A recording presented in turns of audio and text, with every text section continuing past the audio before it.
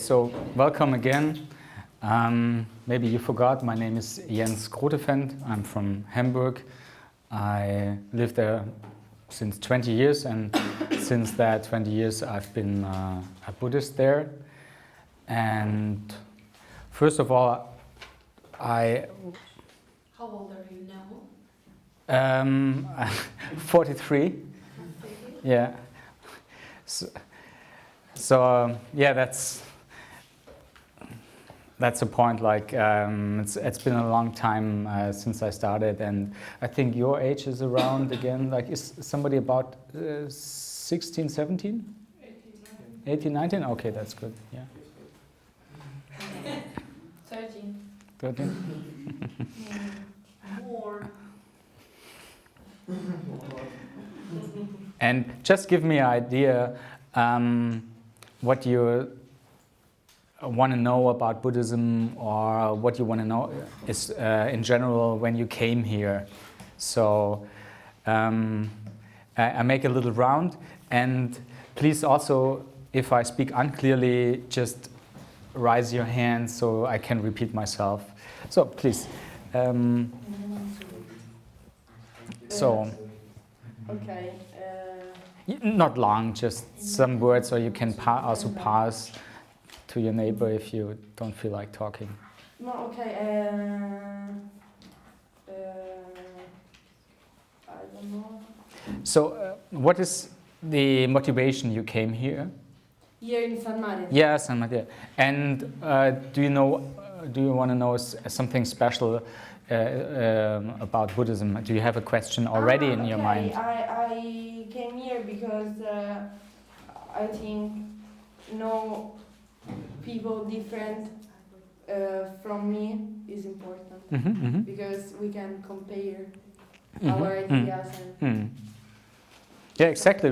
We learn about ourselves if we get in touch with somebody else who thinks something different. If you're... I have a question. Allora, I'm Catholic, no? And on Sunday, the Catholic people go at church, and for pray. And in Buddhism?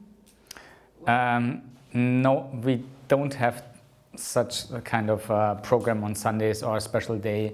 It's more that we do something daily. It's very important. Everyday meditation.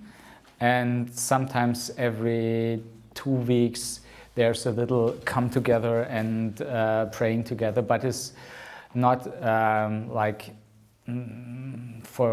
not everybody has to go there, or it's not so central, you know. Okay. Yeah. Grazie. Prego. E tu? I would like to know why in the Buddhism religion Buddha is represented as like a fat, boring man, something like that. Yeah. I can. When you go to India, to the place where it is said that Buddha became enlightened, it is called Bodh Gaya. It is in the north of India, and then you have many shops around there, and you won't find someone like this fat, like the Chinese version, but you find the fasting Buddha, which said before he became enlightened, he was very strictly fasting and meditating, and then you can see a Buddha statue where only this like ribs and not much flesh at all. So to answer your question, there are various Buddha statues, and the one who's quite famous, what I know about it is that it's like a Chinese figure which was there before Buddhism came, and then it was combined with a Buddha. So sometimes this happens that Buddhism takes up an older figure of that region or a religion and transforms it into a Buddha. So I think that was going on in that case. Thanks. Honza? Do you call Buddhism a religion at all? Mm-hmm. Yeah, because I think there are classical characteristics of religions. Like if you would be anthropologist who examines human behavior, you find that, for example, there's, I go over there, there's this. I think what is classical or typical for a religion is that they have holy books. You have the Torah, the Bible, the Quran, and also in Buddhism we have quite a collection of holy books. If you have a real temple, you need enough space to cover like a little about 100 of these books, which are the words of the Buddha. And so this is a classical sign. Then we do things like we have holy statues, like also I think the Catholic has the figures of holy men, and then you can put candles in front of them, and something like this also Buddhists do. So I think you can find like classical characteristics. So what is the main thing about Buddhism, and why the Buddhism is the best religion for you? Why not Hinduism, Christian, or whatever? Mm-hmm. So, first of all, in Buddhism itself, there's the notion that everybody has his own background and his own history, and is a very unique person, and needs its own religion. Like, it's not possible that one religion fits the personality of everybody. Me, I'm also in this Tibetan Buddhist tradition, which emphasizes logic and debate a lot. And that's what I like. That's my personality. I like to figure out things myself. And therefore I was, I think, drawn to this kind of Buddhist tradition. So, but yeah, it varies. You can also find in Buddhist people who are more like into chanting one mantra or something and don't think much about it, and that's totally okay. But it's not like what would fit me. Yeah. So there's like a different kinds of Buddhism, yeah. Sure. Yeah. Okay. And sometimes I think the different between kinds of Buddhism and other religions are not that different, you know, like say a Zen, well, I practice Zen myself, but say there's a Buddhist group who chants one name of one Buddha, yeah, and for me that would be as unusual to do like chanting any other religious, well, not quite, but any other religious name. So I think we have great difference inside the Buddhist field. I would like to know if Buddhism limits people's actions in any way. If it Mm-hmm. says something you can do and cannot. Yeah, I think that's a great difference, because we have different, in the world we have different ethical systems. One we can call normative ethics, and those normative ethics, they receive or they build up rules which the follower has to do. In Buddhism, it is called utilitaristic ethic. It means you should always consider the outcome of your action. It is not that you should do that or you should do that, but it's like you should think when you do this and when you do it more often, what happens to yourself? And do you really want to have that result? And so it's very much about understanding the consequences of its own actions.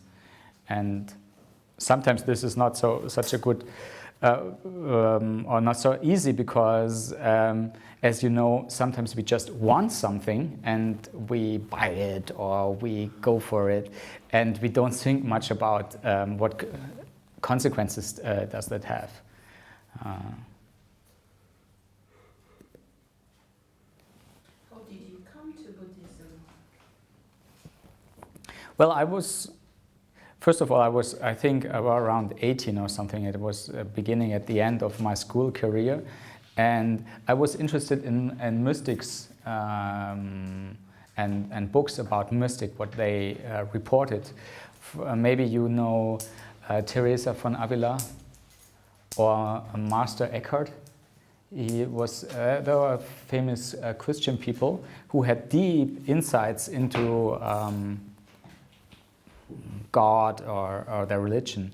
And I compared this to Zen Buddhist descriptions of meditations, and I found it quite similar.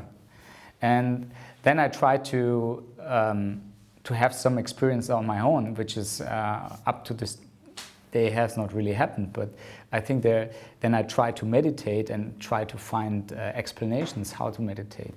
And you find a lot of explanations in Buddhism. And so slowly I made my way into Buddhism. What is the aim of meditation in Buddhism? There are several aims, or two aims in general. The first one is to get into nirvana, and the second aim would be to become a Buddha yourself. So it is said in Buddhism that every being has the potential to become a Buddha, to transform into a Buddha. And that can be an aim. Or the first aim is to get rid of anger and desire and ignorance in your own mind. And that would be the state of nirvana. The last one question, what is written in your book? This is the book from a reformer in the Middle Ages of like 1400s in Tibet, and the name was Tsongkhapa. Is like, I think he's like comparable to Martin Luther King, Luther, yeah. And this book is about the guided way to enlightenment. Like it's a famous step way how to get enlightened. And for example, the first meditation is you think about how lucky you are that you are in a human body. So, because, yeah, that's.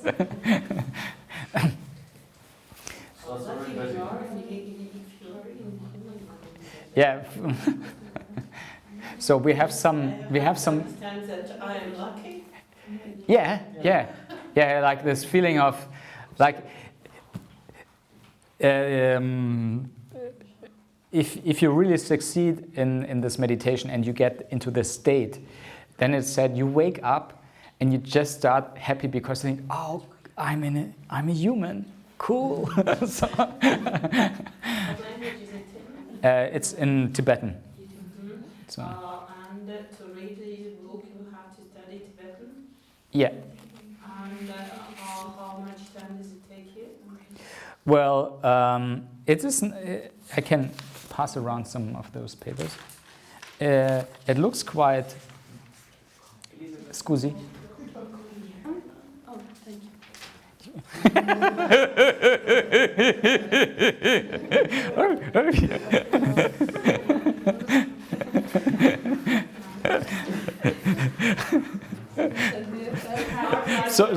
Sorry for interrupting. Are there numbers on the pages? Pardon? Are there numbers on the Yeah, luckily, so you know how to hold it. You can pass it, or you can give more.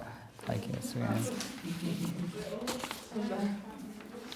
Can you explain what Buddha is? Because you said that aim for meditation is to become a Buddha, so Buddha isn't really one God for all. So it's like Yeah, sure. I will come back to this. Yeah. So, do you wanna? Okay. Oh. Oh, this one is Oh yeah, this one's really special. Yeah, yeah.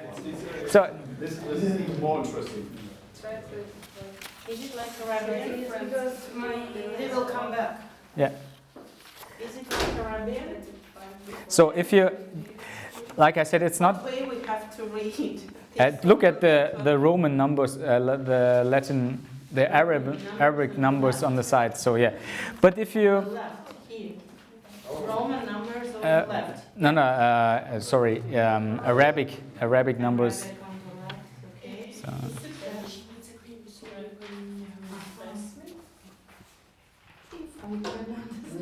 so, and if you look at your page, you can see some dove. You know, like kids draw birds or doves. You can find those signs. Like looks like little doves. Has anybody found it? Like a little dove somewhere? Sorry? Like a bird?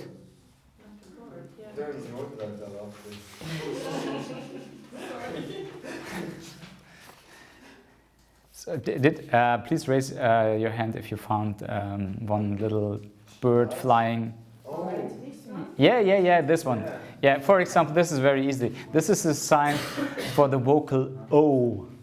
So everything which is below that becomes spoken with a O together, like O. And then we have like this little signs below, and they can mean something like L, like all the letters we know from our alphabet. So you just have to learn those letters, some more combinations, and the vocal signs, and then you can pretty much read it. Can you read aloud, please? Yeah, I can, like Sakpa chawe la sok nu chungwa dang cheetah sok sok betsulo dangbolani sempe ledang samba. Oh, And what does it mean? I think it means something about karma here right now. Like it's divided. It's first of all, those texts are like structured, and it says, okay, we talk about karma, and then we have 3 forms of karma, and that begins with a 2 of something else. Like it's a lot of numerations, so to say. How long did it take you to learn this language of alphabet? The alphabet you can learn in 2 months, but the language it needs like 5 years of hard study. Why don't you read the translation? It's much easier. I have the translation too, but Okay. That's only for fun. yeah, that's exactly.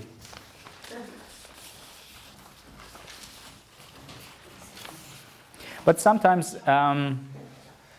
there are like difficulties in translation. One concept we have is what we call renunciation or Entsagung of German. Do you know the English word renunciation? Yeah, Entsagung, like. And for me, just renounce, like it is said, if you become a monk, you renounce the world. That's a sentence you would make. You leave the world and you go into a monastery, don't see much people, and you don't have much parties and so. And now we have also a word here in this text which is translated as renunciation, but the Tibetan syllables means ne jung, and that means to definitely. Ne is definitely, and jung is to come out. And it's more the notion of a prisoner who is in a jail and who wants to break out.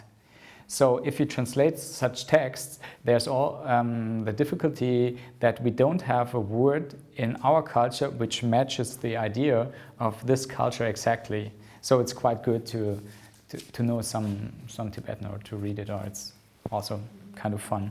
Yeah. So can you tell us, please, the 3 or 5 main points of Buddhism?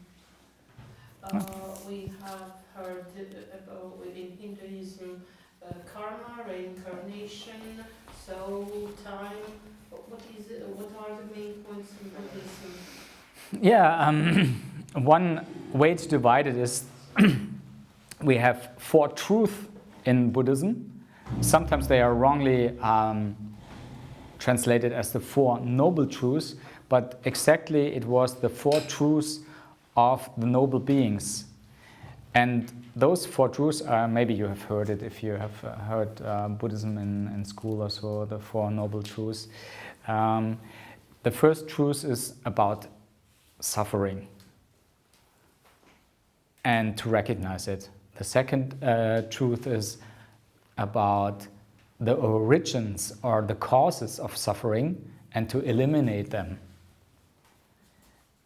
And the third truth is about the stopping of suffering and to achieve it. And the fourth one is about the path or the way to stopping suffering and how to practice it.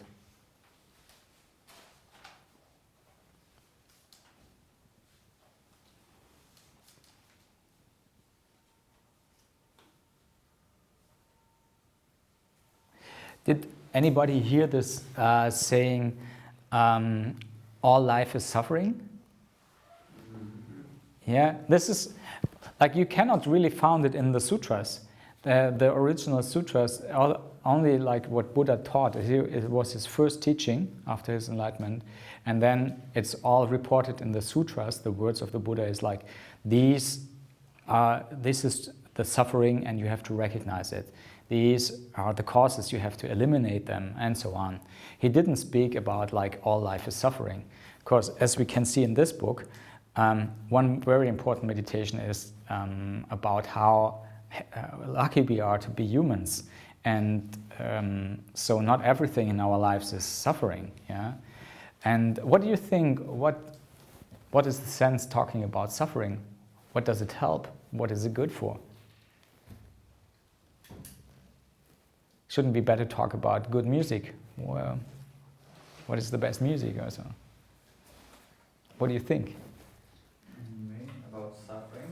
Yeah, like about what use is it talking about suffering? Could it make like it's? Maybe it can help us to be happy and not suffering.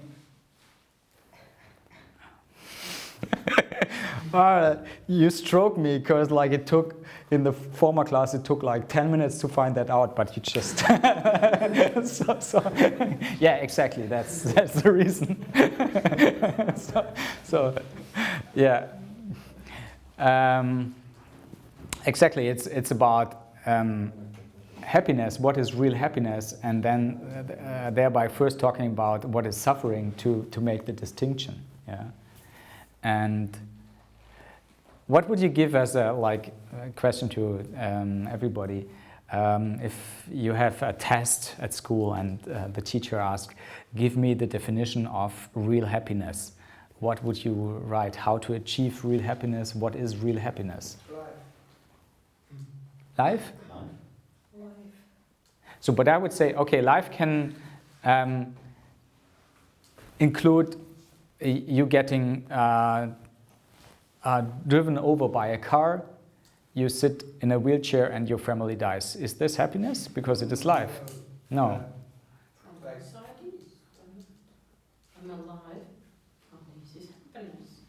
Yeah, but I wouldn't accept this as a happy thing happening. If Yeah, but we have points to we have views, and at the moment I'm alive, I'm happy that I'm alive. From the other side, it is unhappiness for my family, and if I am looking at these questions from these points, I can't say that I'm happy. okay, then you say it is relative from which side we are looking. But maybe we can get a definition where it's not so relative, where we can agree, oh, this is from most of the angles, or maybe all angles, this is a definition of happiness.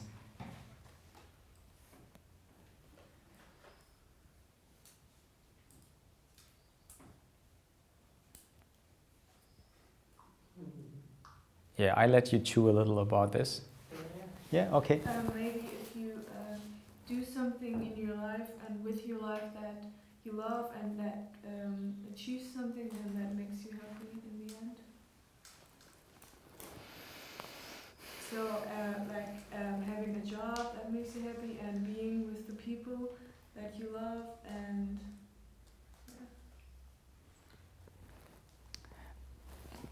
Okay, this is a broad description, I think, and sometimes having a job is not always happiness. Like, say, if you say having a job is under all circumstances or all angles happiness, then I can say, okay, you can have a. That's why I said choosing the things you love to have them in your life, like choosing a job you love. Okay, this is a good point. So you should have the ability to choose. Yes. You could maybe say, if you're able to choose anything you want, you're in a state of happiness.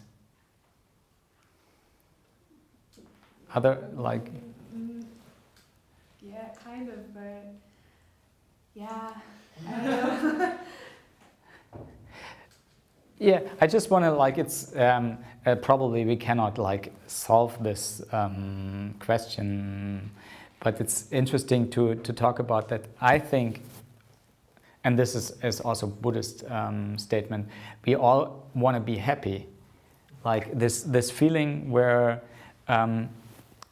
we feel so good that we always want that feeling to go on, and we don't feel negative feelings like being bored or hungry or so. I think when you're in that happy state, you never ask yourself, what is this, the meaning of life? Because if you're really happy and really feeling good, you never question what is the meaning of life, because you just enjoy it. Yeah, it's always when we have suffering that we ask, oh, what is the meaning of life? What is this all about? Because right now it's not directly satisfying me. Yeah. This could be one possible way to get a definition of happiness. Okay, but let's bring it back to a little structure. We had this 4 truths, and we started out with talking about suffering, and the reason why to talk about this is to recognize what is really happiness. And you mentioned it as you can choose several things, and this is relating to the second truth now, the reasons for suffering, because Buddhists think our mind is under control of factors like ignorance, like stupidity, and hate, which does not allow free choice, but we acting out of those things like hate. And so see, if people are in religious wars, for example, Buddhists would say, okay, their mind is not free. They are totally under control of hate. Yeah, it's so. The second truth Buddhists are talking is the truth of suffering, and it's mainly those 3 factors. According to Buddhists, it's ignorance, not knowing how the universe works, and the second is hate, like overreacting to something, like with violence, and then it's greed. That means overestimating the happiness of one thing, and then doing anything to get it and ignoring everything else. That would be greed. Yeah, and those 3 factors, if they are totally gone from the mind, then we are in a state, or the Buddhists in a state of nirvana.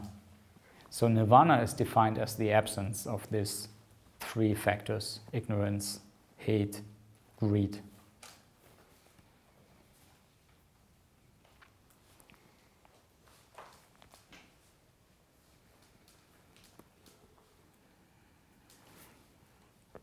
Okay, this is number 2.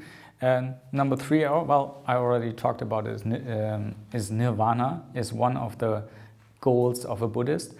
Or I told the other goal is to become a Buddha yourself. And then we have to ask, what is a Buddha?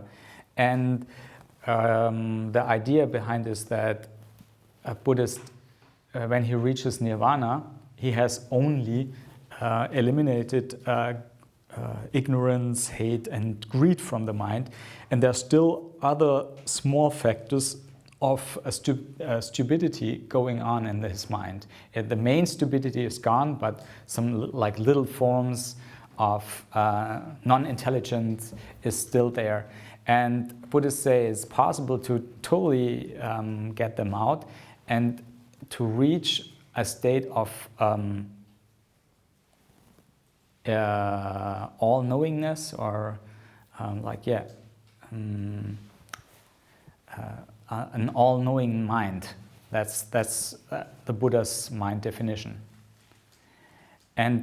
But there's a difference. Like we say, for example, as I remember, God is also considered all-knowing, and He's also omnipotent. He can do everything.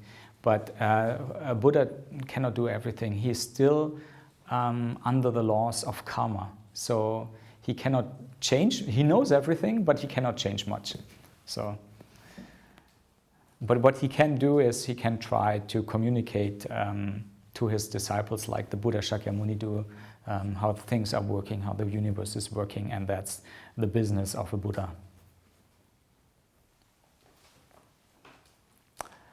And then we have the fourth truth, which is the path to those states, path to nirvana, path to Buddhahood.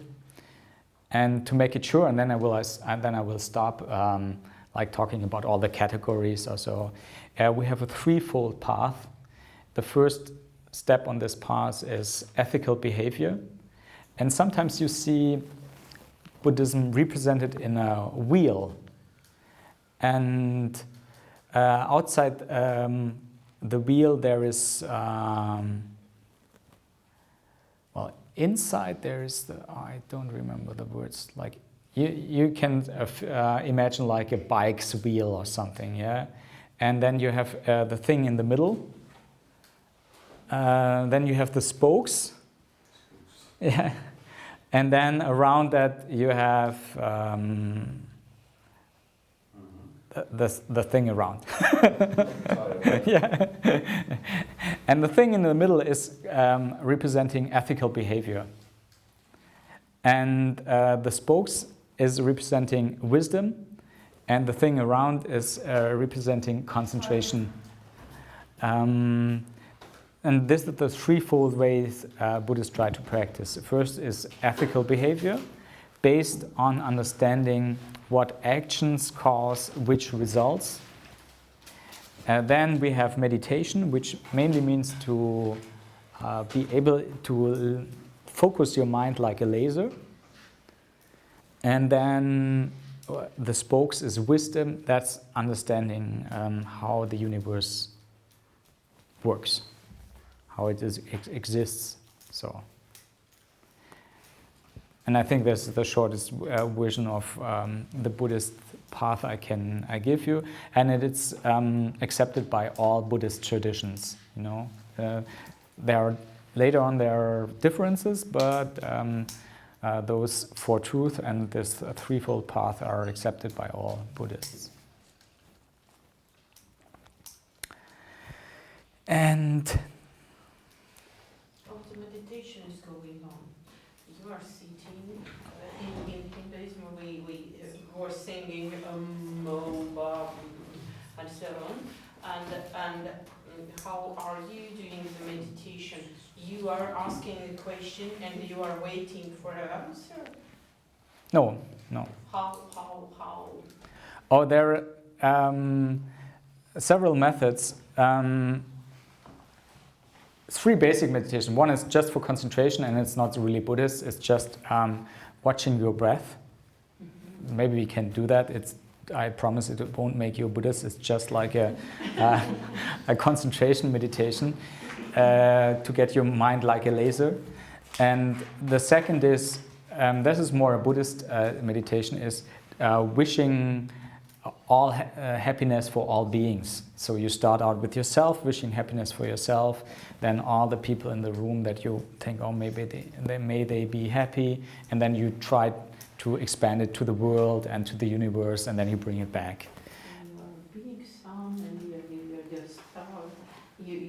get your light to other. Okay, and the third one? Third one is just to rest in presence is like, because usually just feel into yourself, like usually there's always something going on, like, I hope he stops talking, can we do something more interesting? Or, so we have this kind of like small versions of not wanting something and wanting something else is always going on. But if you consider real happiness would always be that you're totally focused in the present moment. Like if you would imagine being with somebody you just have a date with, like your first date. Would you think about your homework or when is this over? No, you would just be like in the talking and totally present. Yeah. So what we try to do with this meditation is to bring the mind into the present moment and just to accept whatever is in the present moment.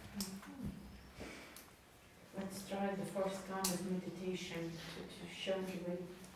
Yeah. Can you show us? Can you show us? Yeah. So, well, I cannot show you because it's all about experience. So you can try to experience a little 3-minute meditation. And the first thing is for the posture.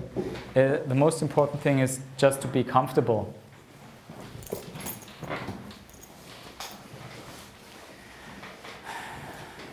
Imagine you watching a very good movie and you're sitting, but the cinema is a little tight, so you cannot like lay this. You have to sit a little upright so you can see about your neighbor or the person in front of you. So.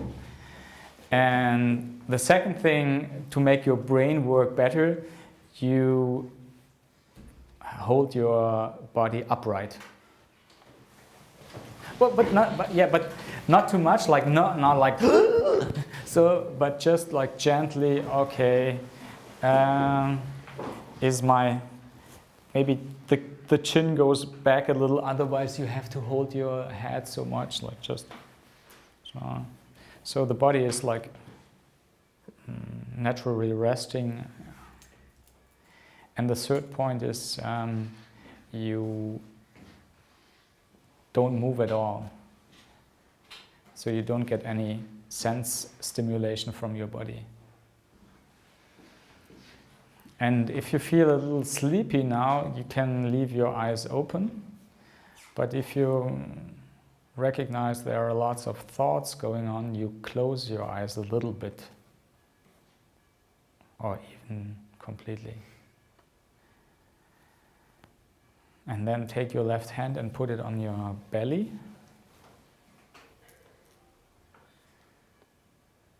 And feel your belly moving a little bit while you're breathing.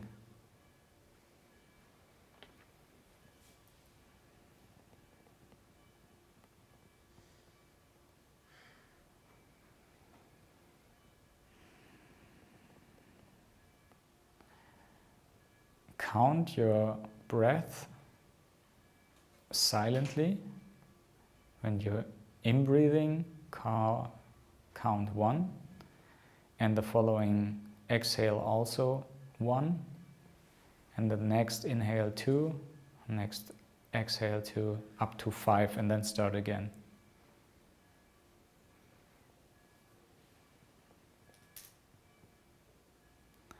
And then just get into a little holiday feeling, say, okay, we're going to do that 3 minutes. I'm not going to move. Maybe lay a pen between your legs so you cannot move the pen. And I have a timer. And everything else beside your breath is for 3 minutes totally non-important. Just the breath, everything else can wait. Okay, start now.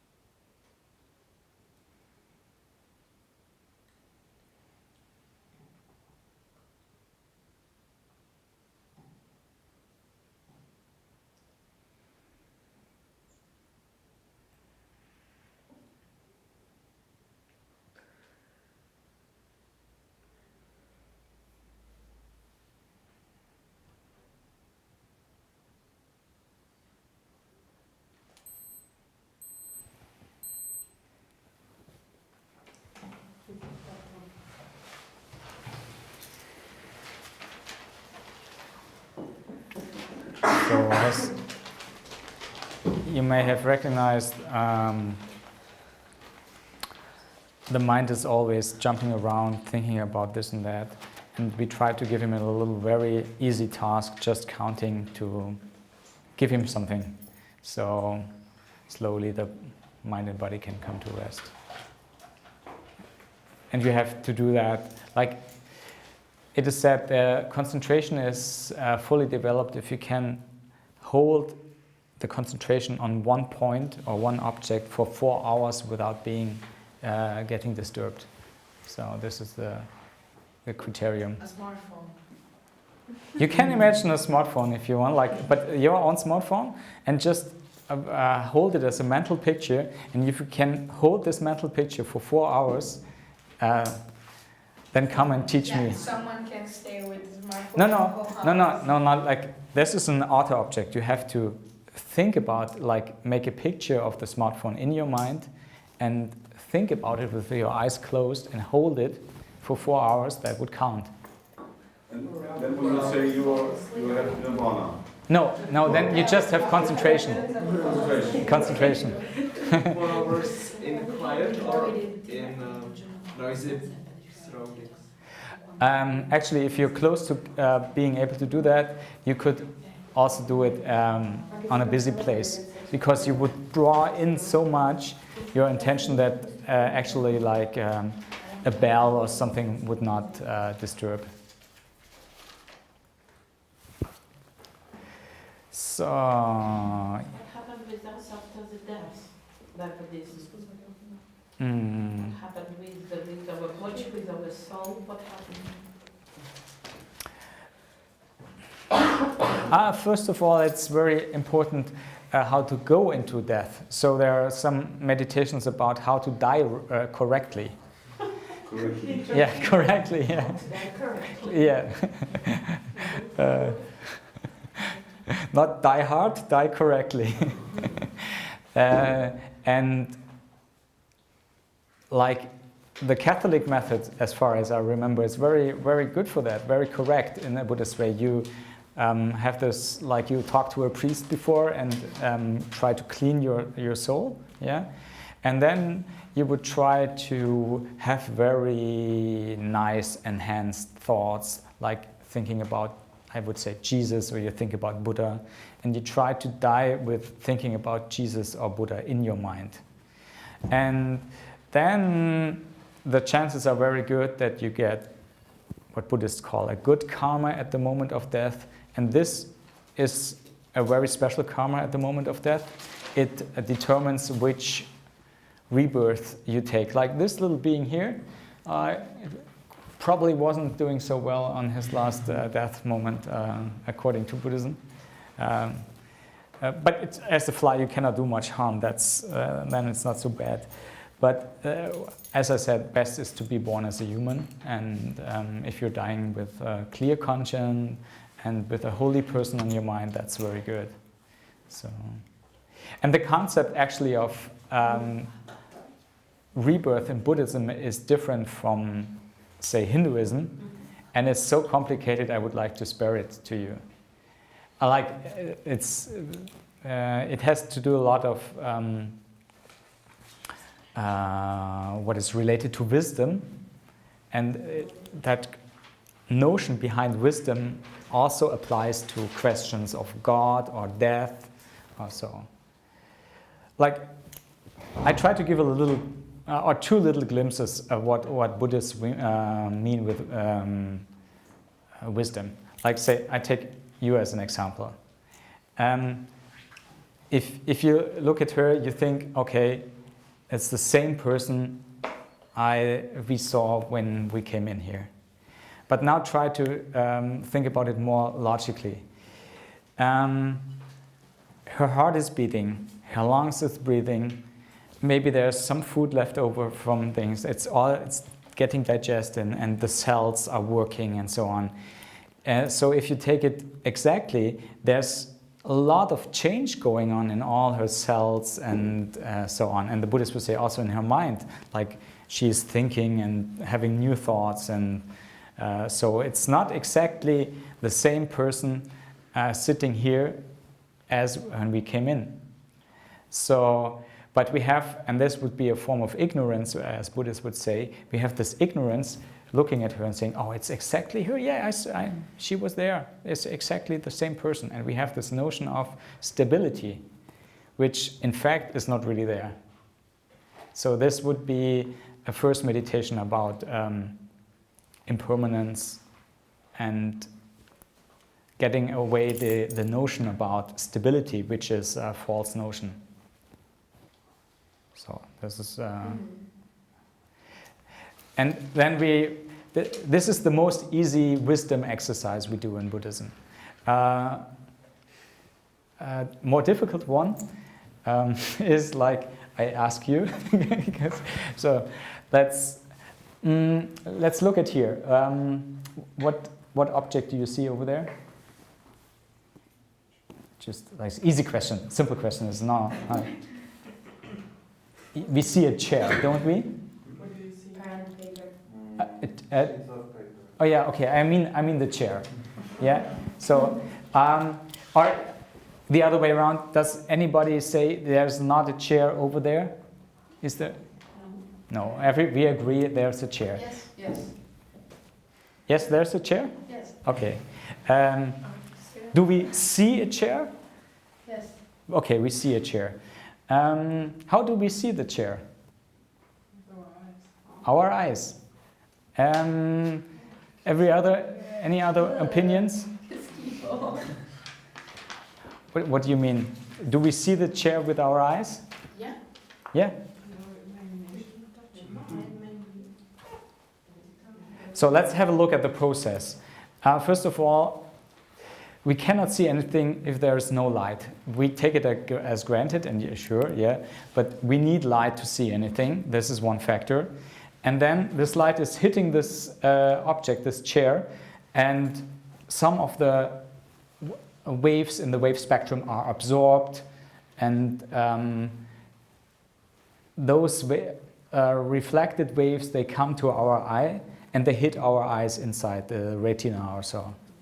Yeah. So, and then what happens is this retina produces little electricity, and this electricity goes through our neurons back here at our visual center. So, up from the waves from here to the eye, does then the eye see the chair?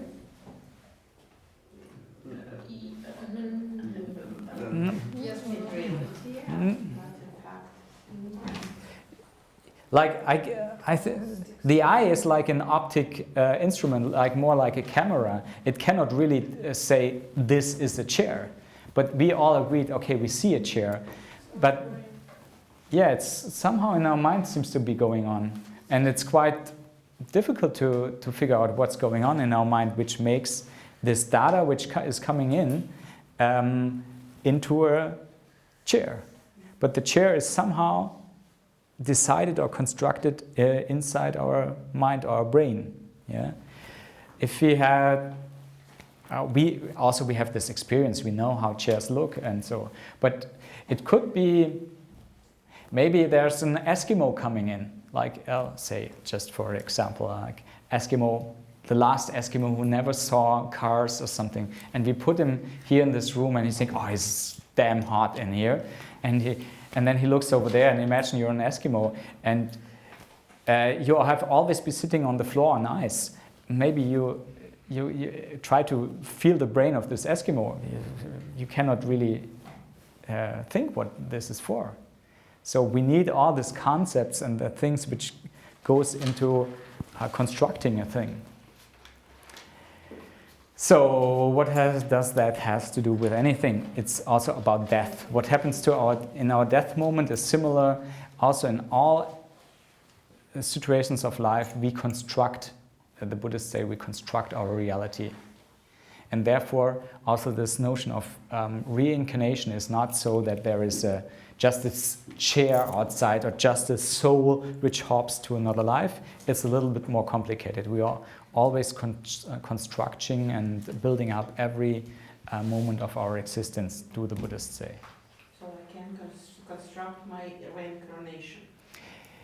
this is the perfect conclusion a Buddhist would say. Yeah. Yeah, this is, yeah. Because the fact is not definite from its own side, because it's not quite sure what's outside, then it's changeable. And also because it's not permanent, it's changeable. All this factor about reality is important to know, to be able to make really changes. How do you think? Can religion of Buddhism coexistence together with other religions? And if can't, what religions can they be? Can or not? And what? No, for example, can you live together and coexistent with the Catholic? If you can't, why? First of all, to make an easy answer, of course we can. No problem. So, and then the second thing about the chair again is like it's also very hard for me to accept. When we see violence around us, as the Buddhists say, we construct everything around us. So Buddhists think, oh, somehow I have constructed the violence I see around myself. It's somehow coming from my perception also. And I have to change myself in order to change the appearances I see. And this is very difficult, like in cases of real aggression. But this is the long-term way you would deal with it. Yeah. And generally, I think religion can very well coexist.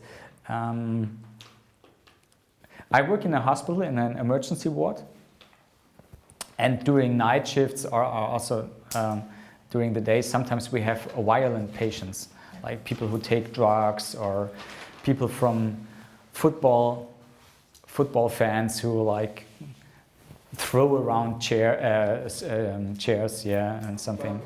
Huh? Battles.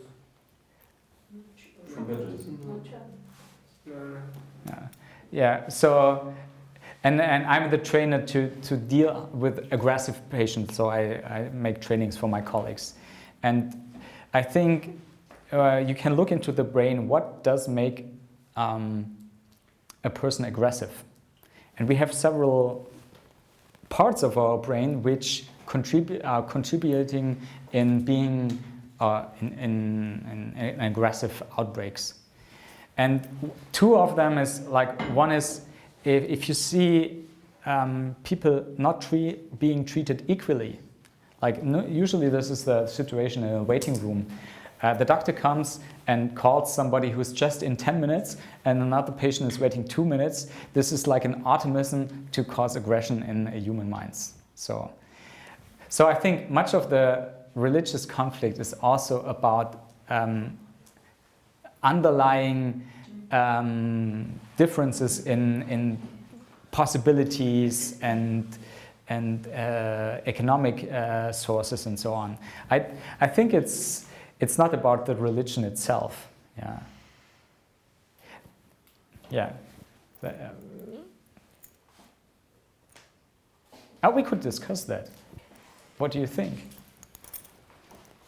Students would like to ask something maybe from the other side. My favorite book is Zen and the Art of Maintenance a Motorcycle, which is a book which everyone have been reading in the 70s. And I asked myself, because I really love this book, what does this book have together with Buddhism? Not much. Not much, okay. So I read this book just for this reason, because I think people are talking, and this is one of the famous books about Zen and so on. And I couldn't find much Buddhism in it. But just to mention, Zen is also having a special emphasis on that all outer things are connected.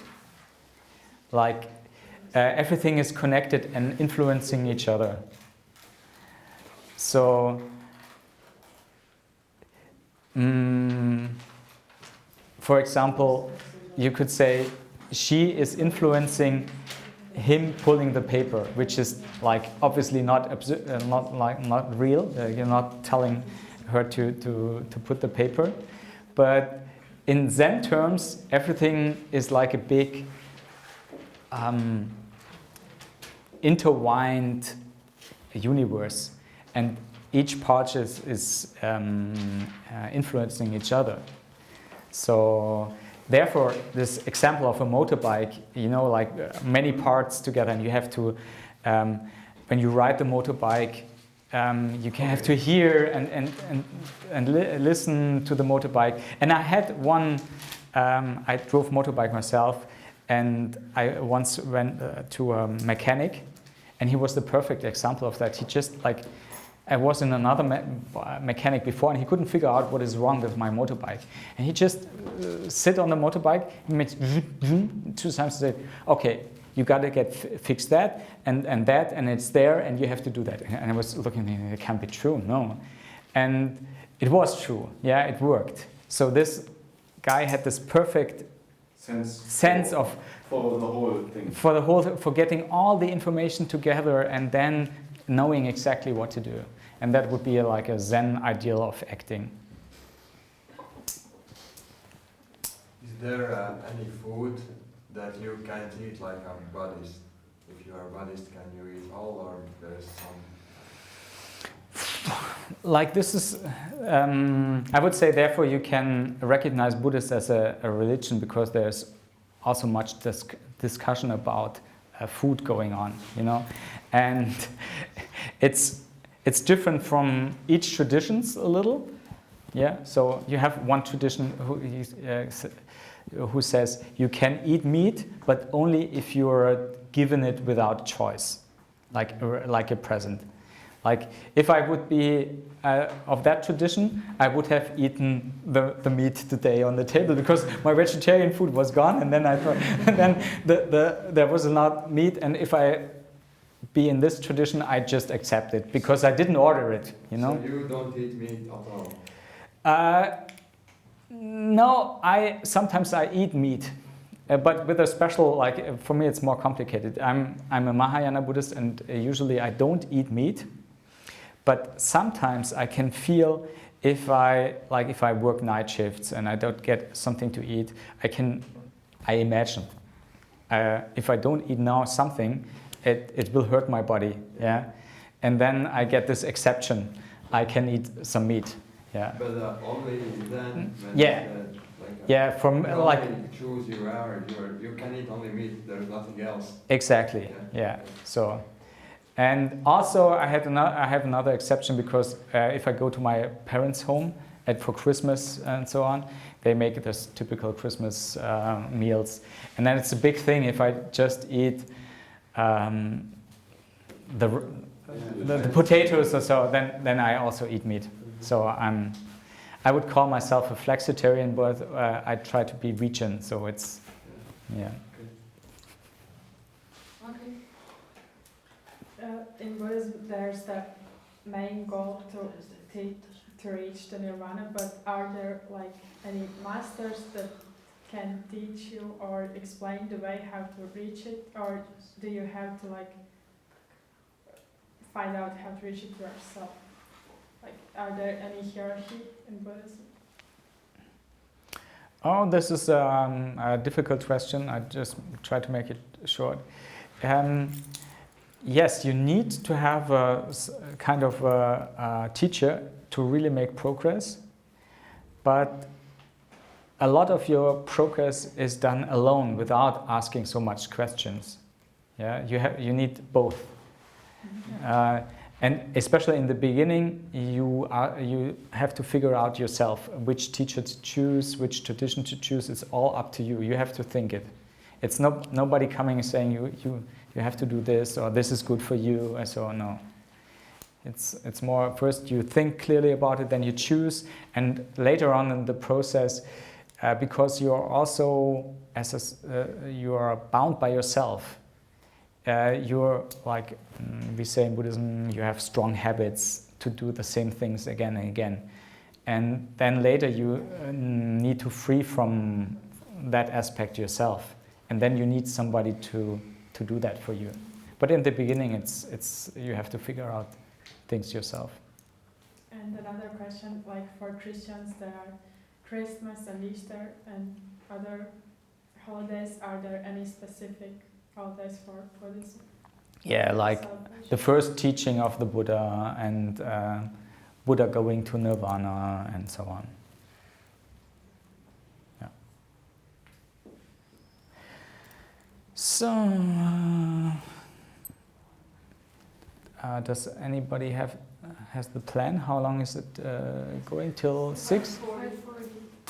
5:40? Yeah. 10 minutes. Oh, that went fast.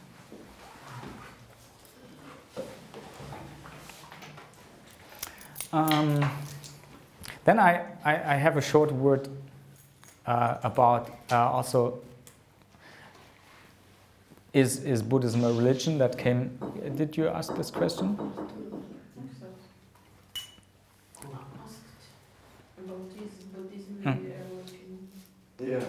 Yeah, so, and I think we have similar phenomena in all religions also, that a religion can degenerate from time to time. Like people started out doing very well, praying and some practices, and then like you could see in the Catholic Church in the Middle Ages, there was the selling of the sin alliteration, I don't know exactly the term. We will learn the words this evening in the film because it's in the center of the film. Oh, okay, yeah. So, Seven years. and also in Buddhism, this happened that, for example, in Tibet, the monks' discipline degenerated, and yeah, maybe they become like I read this. A statement from a master who said, well, I went to this and this monastery and I found 1,500 monks there, and 500 were monks, 500 were traders, and the other 500, I don't know what they were doing there. Yeah. So and this, to counteract this phenomena, there was a reformer in the Middle Ages. Yeah, his name is difficult to remember. It's Tsongkhapa, and through logic debate among the traditions, he renewed Buddhism. So we can see also this phenomena that a degeneration was reformed by a strong personality, and also there happened a lot of friction. Like it was not easy, so people just wanted to go on the old way. When was Buddhism founded? 500 BC. Yes, well. So 1,000 years later, already the first reformator. No, it was 2,000 years later, in 1400, like around 1400. Before Christ. Ah, yeah. Before Christ.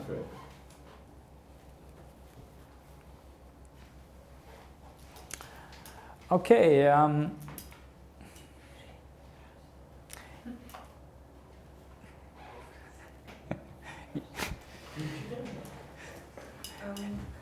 What about marriage? Is it like allowed when you're a Buddhist? Is it allowed like getting married? Not if you're a monk, but you don't have to be a monk like me. I'm not a monk, and marriage is allowed. But it's like it's not like a special sacrament or something. Mm-hmm. It's just like a agreement. It's not. There is not really a Buddhist ceremony for doing it. So. Are the women also monks? Yeah, there are nuns. Yep. In our center we have 3 nuns.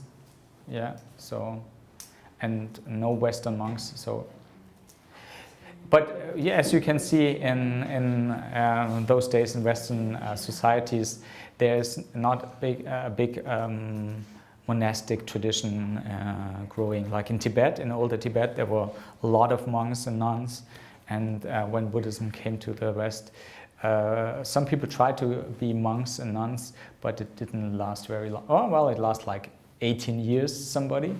But then he became a lay people again, had relationships and so on. And what role plays the Dalai Lama for Buddhism? No, he's not from Buddhism. Yeah. Well, actually, he's not a leader of a tradition or so. In former times he was the political and spiritual leader of whole Tibet, and now he is only claiming to be somehow the spiritual leader, and gave away his political powers. So in former times we had this combination of spiritual and worldly power in one person, which was also not unproblematic. There have been wars also in Tibet. Like it's not like that Tibet was only a zone of peace where all were running around peacefully and happy and so on. There had been conflicts, and I heard also monasteries were destroyed and so on. So yeah, but still he is a very important spiritual person, which is consulted from all the four traditions of Tibet, and very remarkable personality. But he's not the chief of the Buddhistic religion? No. Not at all. No. Do you have like some places where all of the Buddhists came together or something like that? Like in Christianity they have churches or? Yeah, we have a little temple, and like in oftentimes in the West, it's not like somebody builds really a big temple or so. Our temple in Hamburg was a former swimming pool, and the swimming pool with big windows was turned into a temple. Looks quite original, but is very much smaller than the temples in Tibet. So. And when you are all together, like regular, it goes together, or just in the temple? Like in Christianity, people go to the church, so like every Sunday or something like that. But in Buddhism, like, are they going to temples? Not that regularly. There's every 2 weeks is a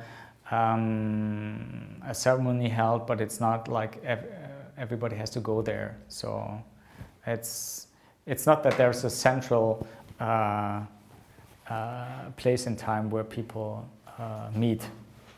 Like, do you have like a leader there, or you all just go there, and what you are doing there? Yeah, we have a main teacher who teaches, and he's a Tibetan teacher from East Tibet, and he speaks in Tibetan and then is translated into German. But everybody chooses his own talks or seminars who he wants to go to. It's not like everybody has to go to this course and then he's allowed to go the next. No, it's everybody has to think for himself, what is now next that I want to do, what I want to practice, which meditations I want to go to. So this is also like a little difficult for people sometimes. They say, oh, where do I have to start? What do I do first? And then you say, no, you have to figure out yourself. Yeah, it's not like in school where everything is like written out for you. What about women in Buddhism? Women, is it a religion for women too?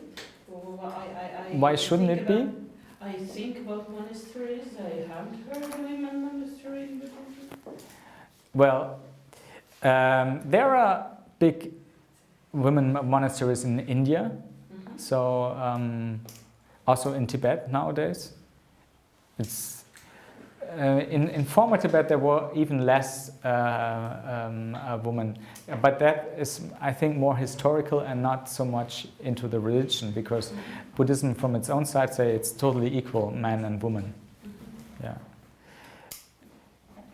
So there's like officially no difference.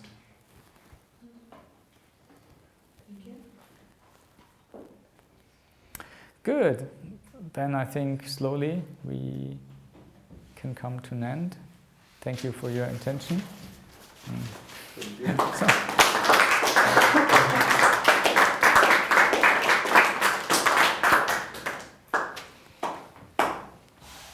Okay, thank you.